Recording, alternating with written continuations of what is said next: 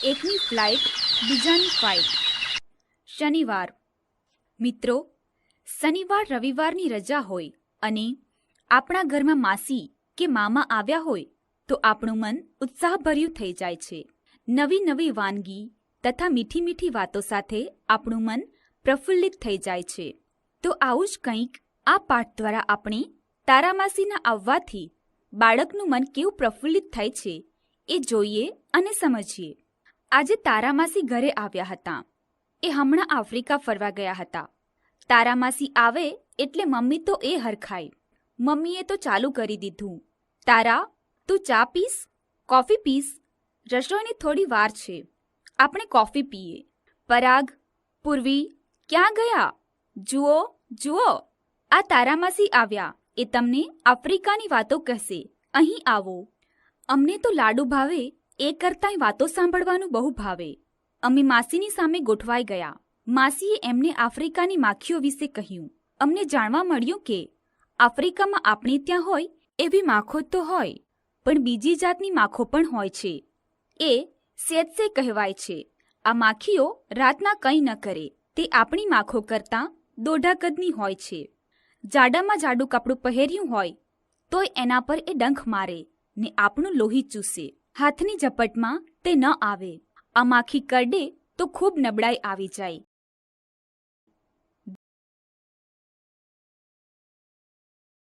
ધીમે ધીમે આ નબળાઈ મૃત્યુ ભણી લઈ જાય. શરૂઆતમાં માથું આકરું દુખે, પછી આળસ આવે ને પછી આવે મૂર્છા, પછી બસ ખલાસ. આનું નામ ઊંધિયો તાવ. આ તાવ શરૂઆતમાં જ ઓળખાય તો ઉપાય થાય, મોડા પડાય તો પછી કોઈ ઉપાય નહીં. સારું છે કે સેત્સે માખી આપણે ત્યાં નથી. અને હા, એના વિશે જાણ્યું છે ત્યારથી નક્કી કરી લીધું છે કે આપણે તો આફ્રિકા જવું જ નથી ને જવું પડે તો પીપીઈ પહેરીને જાવું. આપણે પ્રવાસ કે પર્યટન માટે અલગ અલગ દેશોમાં જઈએ, ત્યાંની આબોહવા સાથે વનના પક્ષીઓ, જીવજંતુઓ પણ જોવા મળે છે. તે જ રીતે અહીં તારામાસી બાળકને આફ્રિકાની માખી વિશે જણાવે છે, જેનું નામ છે સેત્સે. સેત્સે માખી સામાન્ય માખી કરતાં દોઢા કદની હોય છે. કહેવાય છે કે જો આપણે જાડું કપડું પહેરીએ તો તેના પર ડંખ મારે અને આપણું લોહી ચૂસી જાય. માખીના એક ડંખથી નબળાઈ આવી જાય છે. શરૂઆતમાં માથું આકરું દુખે અને આળસ આવીને ઊંધિયો તાવ આવી માણસ મરી પણ જાય છે. એનો ઉપાય શરૂઆતમાં કરી લેવો જોઈએ. આમ તારામાસીએ આફ્રિકાની માખી વિશે બાળકોને જણાવ્યું. મારી આજની રોજનીતિ. કુતૂહલ જાગૃત થાય અને સ્વતંત્ર વિચાર કરવા પ્રોત્સાહન મળે તે માટે રોજનીતિ લખવી જરૂરી છે. લોકો દિવસ દરમિયાન બનેલી સારી ઘટના અને ખરાબ ઘટનાની નોંધ રાખતા હોય છે. રોજ મનમાં ઉદ્ભવેલા વિચારની શબ્દ રૂપે નોંધ રાખે છે તે રોજનીતિ. 5 AM. હમણાં જ મૂર્છાવસ્થામાંથી જાગી. તે દરમિયાન શું શું વીત્યું હશે તે તો કોણ જાણે. સારું છે કે યાદ નથી. કહે છે કે મારી ચોપાસ આ હજારો કણા છે, એવી જ હું પણ હતી. મને તો એવો કણો થવું ન ગમે. 5:10 AM. કાંઈક શક્તિ લાગે છે. પગમાં જોર જણાય છે. ખભા ઉપર કશુંક વિચિત્ર જાળી જેવું થતું લાગે છે. બિન ઉપયોગી કાંઈક હશે. અહીં રહેવું ફાવતું નથી. બહુ ગરમી અને અંધારું તથા બફારો છે. આ જગાને લોકો ઉકરડો કહે છે. કહે છે કે હું અહીં જન્મી. બાપ રે!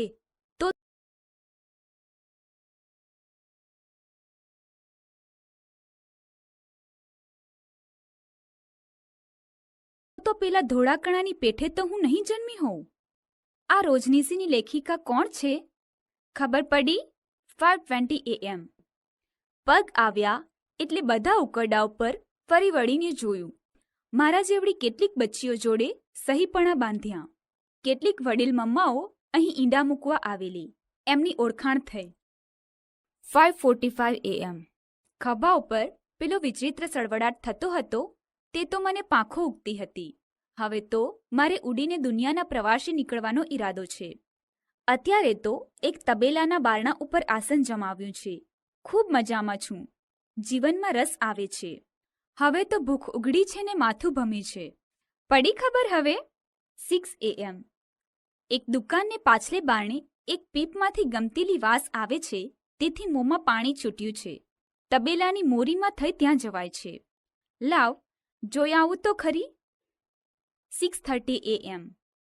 પીપમાં તો ખરેખર સારું સારું ખાવાનું છે.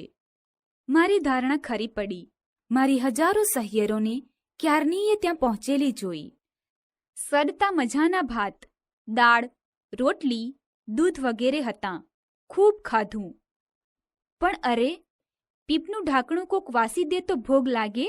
ઠીક છે કે કોઈ વાસતું નથી. 7:15 AM. દુકાન જોવા ચાલી. બરાબર નિરીક્ષણ કર્યું. અહીં તો મજાનો પાર નથી.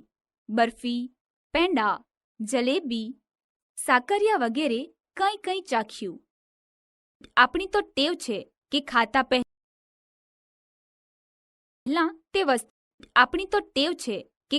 પહેલાં તે વસ્તુ પર ચાલવું, તેને બરાબર જોવી, પછી તેને થૂકથી પલાળવી અને ખાવી. અબ તો પતા ચલ ગયા ના. 8 AM. દુનિયા જોવાનું મન થયું છે. તેટલા જ પૂરતી આ દુકાન છોડવી પડે છે. એક દુઃખ એ પણ છે કે 2 પગવાળું એક મોટું પ્રાણી ઘડીએ ઘડીએ લપાટા મારવા આવે છે, તેથી ખૂબ પજવણી થાય છે. પણ કશું ભોજ જેવું નથી. જોકે સતામણી ખરી. 8:45 AM. જાનથી જતી બચી. 2 પગાળું એક પ્રાણી સગવડ ભર્યા શાનદાર ઓરડામાં સૂતું હતું અને બીજું બાજુએ ઊભું હતું. ઓરડામાં ઘૂસી હું બધું જોઈ વળી. પેલા સૂતેલા 2 પગાળાના મોં ઉપર ફરતી ફરતી એના નાકમાં ઘૂસી ગઈ. એણે તો બાપડાએ કશું ન કર્યું, પણ પાસેના બીજાએ મને પકડવા ધાર્યું અને ઝાપટ મારી. જીવ લઈને નાઠી. નાસ્તા નાસ્તા ટાઇફોઇડ, ટાઇફોઇડ જેવું તેઓ બોલતા હતા તે કાને પડ્યું. 8:50 AM. અરે, આ ખંજવાળ સાની છે? જોયું કે મારી રૂંવાટી ઉપર અગણિત સૂક્ષ્મ જીવડા વળગ્યા છે. કેટલાકને તો ખાઈ ગઈ, પણ બધા પૂરા ન થયા. સમજી, જેને જંતુ કહે છે તે આ. પેલું ટાઇફોઇડ સાંભળેલું તેને અને આને સંબંધ હોવો જોઈએ. 9:30 AM. ચોખ્ખા થવા માટે સ્નાન કરવાની મરજી થઈ. દૂધનું વાસણ ઉઘાડું જોઈ તેમાં પડી. થોડા શેલારા મારી નાહી લીધું. ઘણા ખરા જંતુ ધોવાઈ ગયા. હુંફાળા દુગ્ધ સ્નાનથી હળવાશ લાગી. એક છોકરીને મારા નાકેલા દૂધને પીતી જોઈ. એને ગુડ મોર્નિંગ કહી નીકળી પડી. 10 AM. એક બીમાર 2 પગાળાના ઓરડે પહોંચી. તેને મરડો થયો લાગે છે. બહુ વખત ન હતો એટલે જરા જોયું ન જોયું કરીને નીકળી ગઈ. આટલામાં વળી શરીર ભારે ભારે લાગવા માંડ્યું. પાછા જંતુ વળગેલા. હવે ફરી સ્નાન માટે જવું પડશે. 10:15 AM.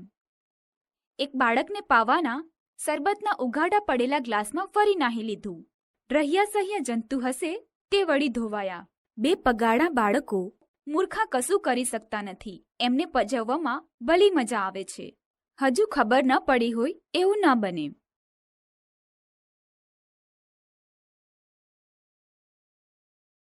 $11 AM. ભૂખ લાગી. કશું ચટાકેદાર ખાવાની ઈચ્છા થઈ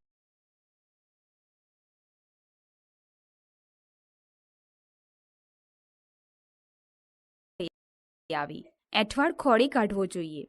પાસે જ મળી ગયો. તેમાંથી ખૂબ ખાધું. કઝિન સાથે પાર્ટી કર્યા જેવું સુખ અનુભવાયું. એઠવાડ મળશે ત્યાં સુધી મારી જાતનું ભવિષ્ય ઉજળું છે. આ મૂર્ખ માનવજાત આટલા સ્વાદિષ્ટ ભોજનની કદર કરતા ક્યારે શીખશે? મને એ સમજાતું નથી કે માણસોને આવું જોઈને ચિત્રી કેમ ચડતી હશે. 11 AM to 12 AM. તાપ થવા લાગ્યો. ક્યાંક છાંયો ખોળું છું. પડદા જેવું કાણાવાળું સુંદર ઘર મળ્યું. પાસે ટેબલ ઉપર નાસ્તો પણ હતો. આજે મારું નસીબ જોરમાં લાગે છે. વગર પૂછે મહેમાન બની ગઈ. પણ પેલા પીપમાં હતું એવું સ્વાદિષ્ટ નહીં, છતાં નભાવી લીધું. 12:10 PM. મારા એક જ્ઞાતિબંધુને અકસ્માત થયો. એ બિચારો રાબમાં પડી ગયો. એને તરત કાઢ્યો તો ખરો, પણ ચિંતા થઈ આવી. કે તે રાબ પીનારા પેલા માંદલા બે પગાને લાગેલા જંતુ આ નાનકા બંધુને પીડશે તો નહીં ને? 1 PM.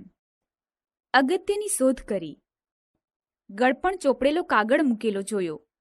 મને પકડવાના માટે છે તે સમજી ગઈ. નહીં પકડાઉં. હવે મારી ફરજ બની છે કે મારા સમાજને શિક્ષિત કરવા મારે આ શોધ વિશે વિડીયો બનાવી અપલોડ કરવો. 2 PM.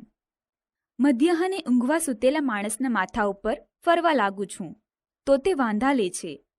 પકડવાનો ભય હોય ને છટકી જવામાં ઓર મજા છે. સાચી વાત છે ને? 2:30 PM. આરામ અને મનોરંજન. ફરી પેલા શાનદાર ઘરમાં પહોંચી. ટીવી પર ફિલ્મ જોઈ. અમારી બળબુદ્ધિ પર વારી ગઈ. ફિલ્મનું નામ હતું મક્ખી. ઓરડામાં હવે અંધારું ને શાંતિ લાગે છે. લાવ ઊંઘ ખેંચી કાઢું. હવે જેને ખબર પડી ન હોય તેને આ ફિલ્મ 2 વાર જોવાની સજા કરવામાં આવે છે. 5 PM. અરે આ કોણ ડિસ્ટર્બ કરે છે? પાટલા ખખડે છે. જમવાની તૈયારી છે કે શું? લાવ જાઉં, થોડી મદદ કરીશ. 5:45 PM. દરેક વાનગી પર ફરી વળીને તે ચાખી જોઈ. રસોઈ તો ઠીક કરી છે પણ ધરપત ન વળે. તેને માટે તો કાલે વહેલા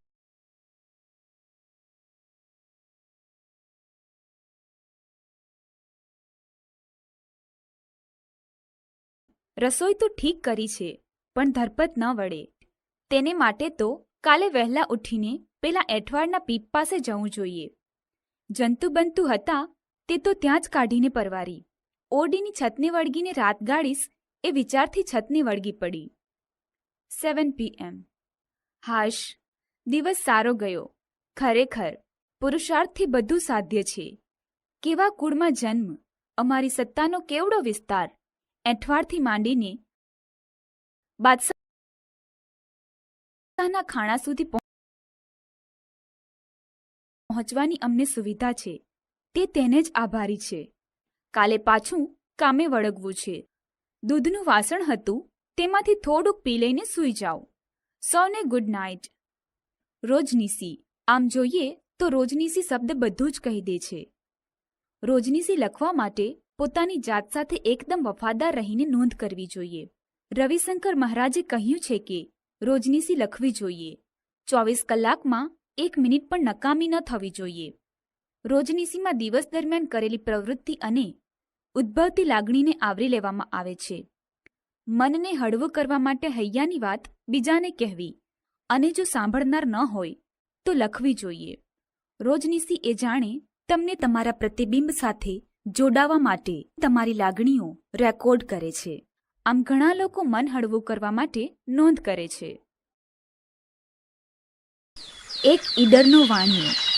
હિંમત એટલે સાહસિક લોકો તેમના અનુભવ, નવીનતા લાવવાની તત્પરતા અને જાગરૂકતા અને ગણતરીપૂર્વકના જોખમો લેવાની તેમની તૈયારીને કારણે અકલ્પનીય કાર્ય સરળતાથી પૂર્ણ કરે છે. ઘણીવાર જીવનમાં દુઃખનો ઓછાયો બનીને એવી પાનખર આવી ચડે છે, સર્વત્ર અંધકાર છવાઈ જાય છે. તો હિંમત અને વિશ્વાસ પર અડગ રહેવું જોઈએ. હિંમત અને વિશ્વાસથી કોઈ પણ કાર્ય સફળ થાય છે. તો આજે એવું જ એક કાવ્ય, એક ઈડરનો વાણિયો જોઈએ.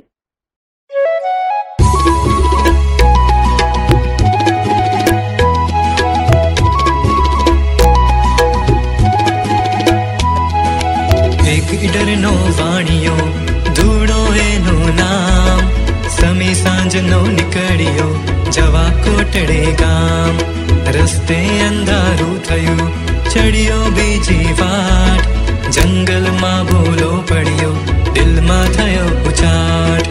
પણ હિંમત એણે ધરી, મનમાં કર્યો વિચાર. નથી કદી હું એકલો, સાથી મારે બાર.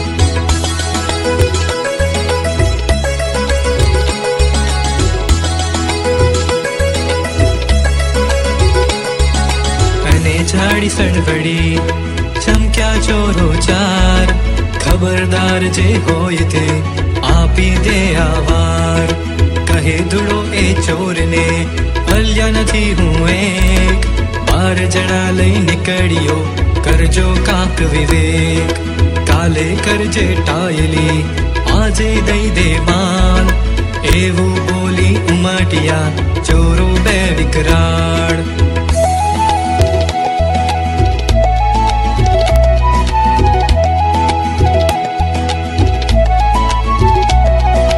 ધૂળો કૂદ્યો કોથળો વીજે સબો સબ, હતા કોથળે કાટલા વાગે ધબો ધબ. ચોરો ખીચ્યા એમના ધૂળો કાઢે ધાવ, ક્યાંથી રે આ વાણીઓ શીખ્યો આવા ધાવ.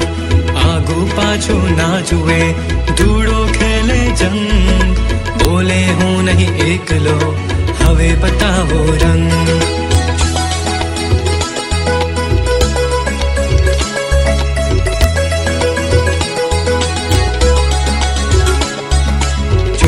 ચોક્યા એકમાં હોય આટલું જોર, 12 જણા જો છૂટશે થશે આપણી ગોર. એમ વિચારી બે ગયા નાઠા એકી સાથ, ધૂળો હરખ્યો વાહ મેં ઠીક બતાવ્યો હાથ. વાટ જડી ધૂળો ગયો જાવું તુજે કામ, વળતો એ ઘેરે ગયો પૂરું કરીને કામ.